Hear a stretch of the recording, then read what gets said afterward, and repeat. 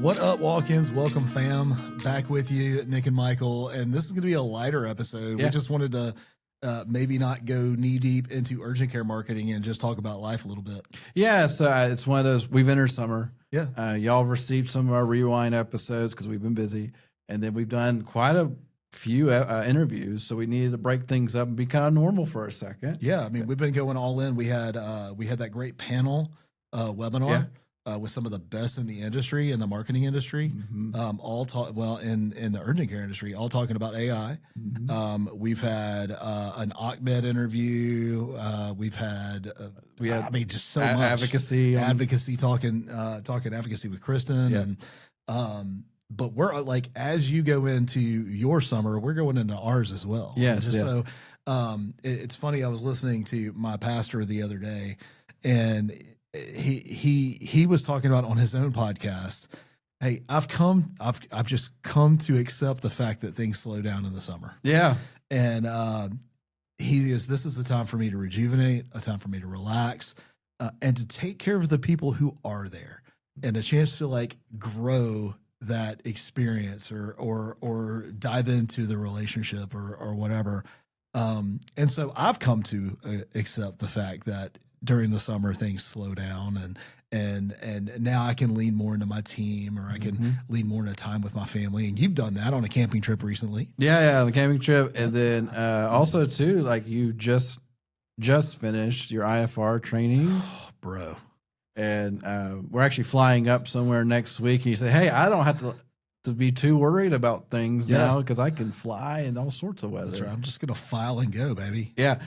So you're fully IFR now, which is fantastic. Because for the uninitiated, that just simply means that I can fly in clouds and weather where I can't see the ground, and I fly solely with relationship to the instruments in my plane. Yeah. So from our standpoint, we can now fly to Miami and think less about it. That's right.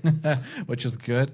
But no, I'd say to New Orleans for the Saruka conference, which we'll both be speaking at, but we're, I think, taking a train. Yeah, we're going to shoot for more to come on that. Yeah, we'll let you about train rides. So Birmingham actually has a direct train to New Orleans. That's right. And I think you and I, our families, we've always wanted to try it. Yeah, because I don't even care if it's like 5 times longer. Yeah, like we looked at the other day, and it's only $35 a ticket, and we're like, well, okay, why not? I mean, I would spend more on gas. Do I spend the more on the and get the room, like the box car? I don't know, man. Yeah, I don't even care. Super fascinating. But yeah, so we're in summer, so I went camping and so forth. So I took on the adventure.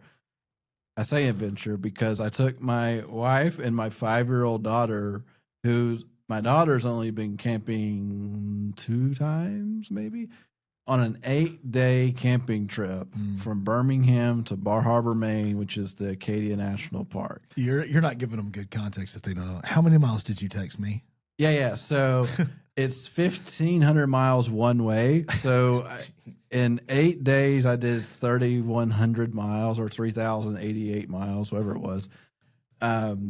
It was a lot of driving. With like a 5-year-old. With a 5-year-old, she did amazing too. Like I say, she did amazing until day 4, and I think we broke her, and she didn't even realize it. But it was one of those. And just to kind of give you some context too for the campers out there, I am not in a RV. I am not in a pull behind camper. I am in a rooftop tent that's strapped to the back of my Tacoma, my double cab Tacoma, 2005 as that too. Yeah, it doesn't have all the creature comforts. Yeah, 250,000 mile Toyota, the way of the Toyota. 53 now. 250. It was almost due for. It had a brand new oil in it when I started, and now it's almost due an oil change when I got back. Right. But anyway, so it's a rooftop tent. It holds 3 people comfortably. It is like it's got a memory foam mattress, all the things inside of it. Anyway. So that's the context, right? And then we did this the week before Memorial Day weekend, and so we didn't hit the crowds, so we missed all the crowds going up to Acadia.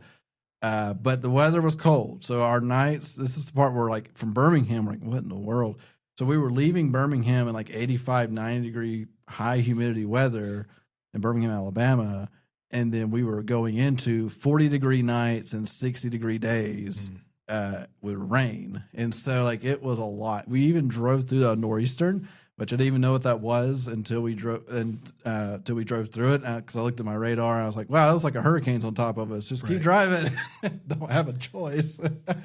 So, well, yeah. I think we're going to name this episode Planes, Trains, and Automobiles. Yeah, right. Exactly. I was going to say, at some point, I'm going to have to get, I want to hear about your trip, even though I know a lot about it. I think everyone wants to hear about your trip. But I think after the New Orleans trip, we got to figure out, like, what is Michael Ray's favorite way to travel? The train is fascinating to me because, well, I thought about it. So I didn't the vast majority of the driving. Courtney drove a little bit, but that truck is a little it takes effort. It's not big, and it doesn't have all the creature comforts. Like you have to drive it, right?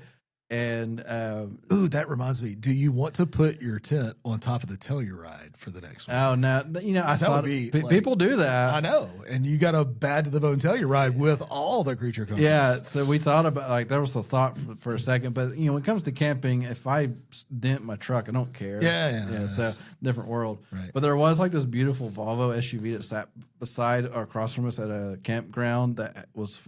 People from New York. It felt like I took a picture of it because it looked like an actual ad. Right. It was perfectly clean, but it was in the woods. Yeah. What's going on here? Yeah. I see the reason why people like those. It's not a 4Runner. It's the Lexus version of it. Oh, yeah. But it's got all the Lexus. Yeah. But it does everything a 4Runner will do. Exactly. If not better. So, the trip, though, I'd never been Northeast before, other than maybe flying into New York to fly somewhere else. But I've never gone anywhere Northeast. And so, driving through that many states over a couple of days, I think I drove 44 hours in a week, right? So it was like a full-time job of driving for a week. I don't know how truckers do it because that's painful. But no, we got to see a bunch of cool stuff on the way through. New York is a beautiful state. It's a beautiful state. It was trippy because there were parts of New York this looks like Alabama, just a little different. And one of Courtney's friends said, the challenges with interstates in New York is that they don't really have ways to get off. There's just a little tiny skinny piece that you could pull off on and good luck. But it was really because this is very familiar, but this is New York. It's so strange. And then once we got past up toward the Connecticut, New Hampshire area, started breaking into Maine, the grass became beautiful. It's the most beautiful grass I've ever seen in my life. I don't know. It just was amazing. Is it long grass or something? No, it's just the perfect lawn. Okay, I gotcha. Everyone's my neighbor, because I could never reach that level of awesomeness. But the green it had was the deepest green you've ever seen. Gotcha. It was so trippy to look at. Everybody had the perfect grass. What I didn't realize, everybody is mowing their grass today. It's because 2 days later it became a monsoon. Well, yeah, I was going to say the weather is all over the place. It is all over the place. It was here. Wild. It's just hot. Yeah, here it's hot and it rains randomly for an hour. And over there, it's like a monsoon, and it's 40 degrees at night, and then 60 in a day or 50 in a day in June. But no, so we did all that. Had a great time. We had friends actually in Bar Harbor. So just to kind of give some context, there, Bar Harbor, Maine. It's Acadia National Park, but it's one of the only national parks I've ever been to where the city and the national park are intertwined. So very traditionally, if you go to a Yellowstone or a Glacier where I've been, it's very obvious that you're in a national park. There's an obvious entrance in and out. Once you're in, it's like a different world. Right. In this scenario, there were moments I'm in the city right now. Oh, no, I'm still in the park. You don't know. It's very different. But it was beautiful, wonderful weather. The day that we did all the stuff in Acadia, did the Cadillac Mountain side of things, which was super cool. I got my new hat. I get a hat at every national park I go to just to kind of check off my boxes. I love that. And then, of course, I get a decal for my truck. So now I have a bunch of badges on the back of my truck of everywhere I've been. And then we even stopped in Scranton, Pennsylvania for The Office. So any Office fans, it's so funny because y'all make fun of me for The Office. I don't make fun of you. Oh, but y'all recognize that I had a huge problem with The Office. Yeah, now it's your favorite thing. Now I enjoy it, and I'm almost done with the entire show. My wife's seen it multiple times at this point. Almost done. It's glorious. And so, but on our way, Scranton was an option to go through. So we stopped in Scranton. We went to I can't remember the name of the seafood restaurant, but we went to a seafood restaurant that had the souvenir shop for the office. So I have a bumper sticker that says how the turntables and stuff How like the that. turntables, how the turns have tabled. Yeah, and then we ate at the Chili's, and so there's a Chili's, and it's you have to recognize they talked about it being like a retro Chili's. It's not true. It's a brand spanking new Chili's with new design, but all the decoration is from the show.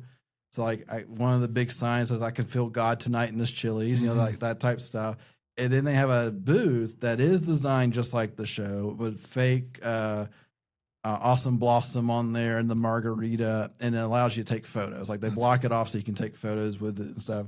So that was really cool. And we didn't realize that Scranton was a ski town either. Didn't realize that till we got there. Yeah. But So it's either empty or packed. yeah, and there were lots of stores that see you next season. Like a lot of stores had that put up for sure. How do we go about, business owners, clinic owners, how do we go about doing this?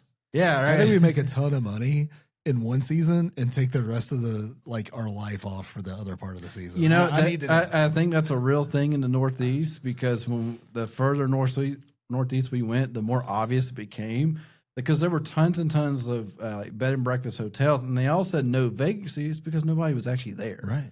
And then you go to Mexico and they have siestas. They Yeah. take naps in the afternoon. Yeah. I'm like, I need this. American culture is rotten, man. How do we get to this? Yeah, exactly. Like, can we take the summer off in Alabama because it's 95 degrees plus? With I think we 100%. may be looking at y'all summer slump all wrong. We're doing it all wrong now. We're looking It's at it all all wrong. wrong. We're looking at it all wrong. You know, speaking of urgent cares, though, because like my mind is like, I want to see these urgent cares. So I drive up, see how they change. And That's happening, sir. And so when I was going through Maine, there weren't that many urgent cares. Now, I know you can pull up a map and find them per se, but there were a lot of hospital system based urgent cares, but there weren't like tons of like independent urgent cares, because we. That's weird to have more tax LLCs than anywhere else on the planet. Oh, yeah. Why is there no urgent cares? Yeah, exactly. Well, and so when we went up there, we didn't take any toll roads up because I wanted to, one, not deal with toll roads, and then two, I just wanted to, if I can go through a random downtown, let's go to a random downtown. Good for you. So that was kind of fun to drive through some of that. We stopped in Salem, which was super cool. Really recommend that, except during October. Every single person there will tell you, do not come during October. It is terrifying. Right. And they say like 1.5 million people show up in Salem for that month, and it's just not fun. No. But yeah, we were in Salem, and it was perfect weather, and we were the only people that were on the air trolley. So the tour guide came back and just sat with us and chatted through the whole thing and stuff. So that was fun to see. Oh, man, that's cool. Side note, Parker Brothers Monopoly is born out of Salem. People don't know that, but it's kind of cool to know. And that's just a cool town, because once you reach that side, that's the part I had to remind myself. Once you reach the northeast part of the country, that's where all things started. So everything's like in the 1600s, 1700s, and a lot of cool history you come across. So, but no, it was really cool just to go through all that. On the way back, we came back and I drove through. Well, when we drove to the nor'easter on the way back, we were supposed to stay at a campground. And it was underwater. It was like, yes, we could have stayed there because the tent's on top of the truck. It would have been fine. But for us to get to a bathroom on the campground, you had to like walk through like a stream at that point. We're like, we're not going. No, thanks.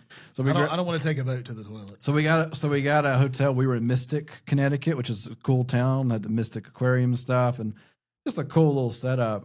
Really wouldn't mind going back. As a side note for the Taylor Swift fans, that is where Taylor Swift's mansion is. Okay. By the way, did you see it?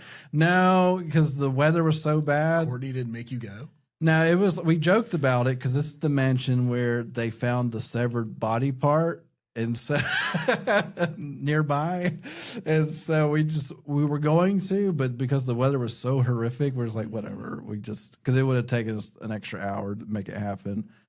And anyway, and then we drove to Bronx, New York, which is super cool. That's cool. I mean, yeah, I don't think That's where they have the brownstone. Yeah. And it felt like a movie because I know they record movies there, but it felt surreal. Did you ever watch the show 227? No. It was in the Bronx. It had the brownstones, and it had the old lady that leaned out the window and just like yelled at people. Yeah. I mean, because like it's right, because everything's right up against the highway. Yeah. It was wild. Yeah. Side note, I wish Alabama had this. So I noticed in New York, maybe a slew of states had this. They had service centers. You ever seen a service center? I don't know what you mean. So to me, that's like either a gas station or somebody to work on my car. So think about this. So when you're on an interstate in Alabama, you know, our interstates are long and boring. Yeah. And then if you need to get to a gas station, you take an exit, you go up the exit ramp, you go left or right across the bridge, and then you drive. It's either right there or then you have to drive like a mile to whatever, right?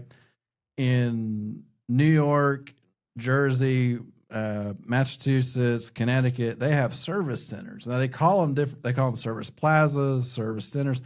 It's directly on the interstate. Mm-hmm. There is like, when I say directly, I'm on the interstate. I am 50 yards from a gas station. Okay. But it's the most beautiful thing ever to me because, oh crap, I need gas / maybe I need to eat something or I need to be entertained for a minute. So you pull off for 10 seconds and you're in front of a gas pump. And it's designed to flow that way. Oh, I don't really want to go to a gas pump. Cool. Go to the right and there's a full food court. Everything. Okay, it's time to go. Yeah, and so that sounds like my jam. And it's a food, like when I say food court, like when I was reading off like the restaurants, like, is this a mall food court? And when I would drive by, it was just a gas station right there. You can get on, get off in 10 seconds, and then right behind it is a giant food court with a parking lot, and you walk right in. I love that. And I'm like, why don't we have this out here? Because you haven't started it yet. I know, and I was thinking through. I was like, because it is closer to the interstate than our rest areas are. Okay. Kind of give you perspective how close they are. It's closer than that in terms of pretty close. I mean, it's right there. It's almost like its own lane. Mm-hmm. Anyway, so I was super fascinated. I wish we had that down here. I don't know why.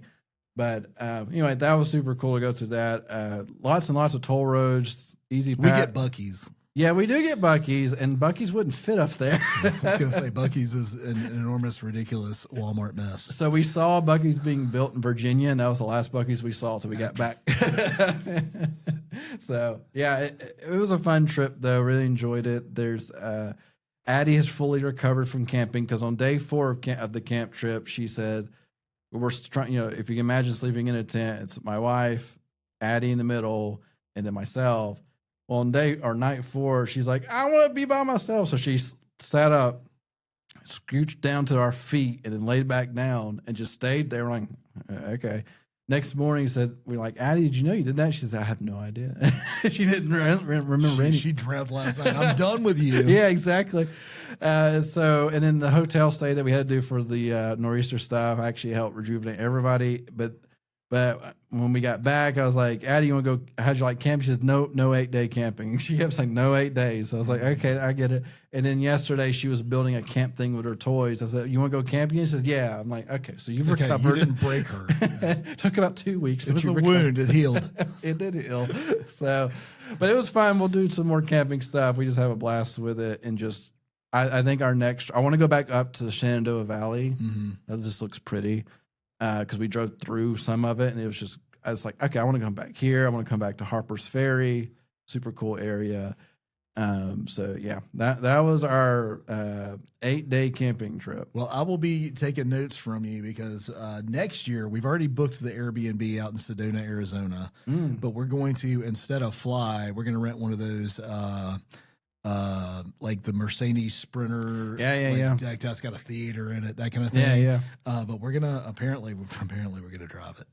I'm like, I've got a perfectly good airplane, but okay, we're going to drive it. Yeah. So I mean, we see Arizona. Yeah, because I've driven. That's a haul. I've driven to Glacier, which is probably just as far. Yeah. I say with some friends, but that was me driving my vehicle by myself. Right. And that was 2,500 miles one way. So it's like 5,000 round trip. Because somebody else asked me, how do you prepare for a trip like this? My number one answer, flexible. Cry a lot. Be very, very flexible. Because when the GPS or Google Maps says, oh, you're 11 hours away from your next stop, that really means you're 14 hours away. Because you have to take breaks. Right. Your body hurts. And so what I would do, because once you get in the groove, 5 hours doesn't feel very long in a car anymore. Like, you just don't feel it. Right. And so what I would do in the truck, I would only stop for gas. And so because on some of our days, I would fill up twice in one day. Oh, wow. I would go full to empty, and all right, we're probably there. That's as far as we're going. Yeah. That's 600 miles. I'm done. Yeah, exactly. Because about 300 miles, like I need fuel because I don't know where the next gas station may. Because when you go out west, it is 50, 75 miles between gas stations, and you have to like think through that. You can always pull over to the side of the road and take care of yourself. Yeah, not a problem. All right, travel lessons from Michael on this episode. If you got camping questions, let me know. It's a blast. I love it. But I think the bigger underlying theme here is like take advantage a little bit of this slower season. Yeah. And go enjoy yourself with your family. Yeah. Even last weekend, I got to play pickleball for the first time, and I was like, "Oh crap, I really like this." Because I played tennis in high school, and then as you get older, tennis becomes really painful on your joints and just your whole body. Well, they call it tennis elbow for a reason, right? Well, and then like you're just destroying your knees if you're not careful. And then pickleball is like you're older now. Just you like tennis, pickleball be fine. So I played racquetball. You played tennis. Yeah, and racquetball wreck you too. Yeah, racquetball is very similar, just different. Yeah, but and then pickleball is just really chill. So I played this weekend and enjoyed it. Actually, a friend I'm playing with tomorrow. Like I'm trying to re-embrace it because it's something. It's just fun. But no, like focus on some things that just relieve you a little bit, right? Like kind of get you out of that constant churn. Because you poor urgent cares, like you guys are just being bombarded with things. You need a break. Like there was somebody. What'll happen is you'll come back refreshed. Yeah, and just like a different perspective. Yeah. And just maybe a different passion because now you don't have to think about the same thing over and over again. Right. Like there was a lady I was texting that were trying to get to talk to us, and she's like, "Well, I work 7 days a week." And like I literally said, "Well, please take a break." Yeah. Yeah. Your body's not meant to do that. No, and it is one of the best times to be able to just unplug a little bit and enjoy what you've worked so hard for. Yeah, exactly. So, yep. And you do come back. Like I'm looking forward to leaving at some point, going somewhere and doing something so that I can come back and be like, I did miss this. And it's also, hey, also a side note, vacations are the best way to figure out do they really need you or not at work in terms of like where are my holes? Like, what do I need to hire out that obviously was unattended to when I was gone? Right. So, like, for the owners, like, this is your opportunity. Take more than a week. Because if things are going to break, it takes 2 weeks. I'll also say this. Identify when you come back, what was going to happen, whether you were there or not. Yeah. Like, that doesn't count. There's been times where I've come back and go, I can't leave because when I do, this happens. I'm like, man, that was probably going to happen whether you were here or not. Yeah, all it did. It had nothing to do with you being present. Yeah, I think, when I was at Dallas UCA, we had a site go down. Yeah. And, you hopped on a call with me, and within 5 minutes, you were on the right path to get it corrected. Yeah, sometimes you got to be steered in the right direction. Yeah, and then it got corrected. Yeah. And there you go. Was that going to happen because I was gone? No, it's just going to happen. It had nothing to do with you being gone. It's just going to happen. Did let us know that we don't have that person in house without you being here, but now we do. Like we had to figure that problem out, and there'll be a different problem later. Yeah, exactly. So yeah. Well, I hope you take time over the summer during the slump. We're going to work hard to make sure that you still have patients coming through the door. We're going to work hard to make sure that we're still educating over the summer and giving you good content. Because here's another thing that I've noticed, man. Even the podcasters out there check out the content. We're sending you good replays, but we're not doing it instead of creating content. We're doing it in addition to creating content. Yeah. Because, the reality of it is our schedules get just disjointed during the summer. And so our traditional by the way, it's Thursday, not Wednesday for us when we record this. And so our traditional Thursdays get kind of wonky sometimes. So we got to do what we got to do. But either way, like you're saying, like take that time, like take a step back. We recognize, and we've said in other episodes that you've just heard, this is project time for summer for most, summer is project time for most urgent cares. But if you don't have a project involved, take some time. Right. Because your family needs you. Your family needs you beyond just the job that you're providing or what you're bringing. No matter what TikTok tells you, dads. Yeah. I'm just kidding. That's so funny. But no, like they need you, mom, dad, whatever. Like there's a need there. And if you have kids, this, they're not going to be that age next year. Right. And they're going to keep growing up. Like I have almost a 6-year-old now, and it's mind blowing because now I don't have like tiny kid conversations. I have like real conversations with her, and she's giving like real feedback on things. I'm like, oh, well, Yeah, my little 6-year-old's about to be a senior in high school. So. Yeah, exactly. Because like I remember being 5 and 6. Mm-hmm. Like there are some core memories mixed in there. I'm thinking to myself, man, she's gonna actually remember some of this when she's in her 20s and 30s and plus. Yep. And it's just wild to me. Don't mess up. Yeah, kidding. we'll mess up plenty. All right, get out, go visit, hit a plane, train, or an automobile, go on an adventure, and we'll catch you on the next episode. Thanks for listening. See ya.